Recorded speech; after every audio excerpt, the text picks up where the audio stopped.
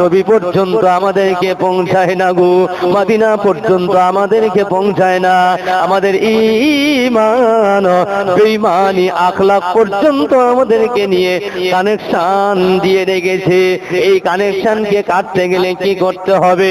একটা অস্ত্র আছে, এই অস্ত্রটার নাম হলো ইল্লাল্লাহ, আল্লাহর সম্পর্ক।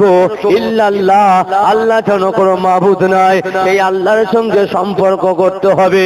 আমার আল্লাহ পাক আল্লাহ তাআলা তার রহমতটা দিয়ে তোমাকে বাউন্ডারি করে রাখবে।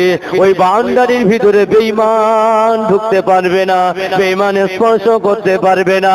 আর যখন বেঈমান তোমার থেকে দূরে সরে যাবে, শয়তান তোমার থেকে আমার থেকে দূরে সরে যাবে, তখন আল্লাহ পাকের বন্ধু হয়ে, রাসূলুল্লাহর সঙ্গী হয়ে আল্লাহ পাকের দয়ার জান্নাত নসিব হয়ে যাবে।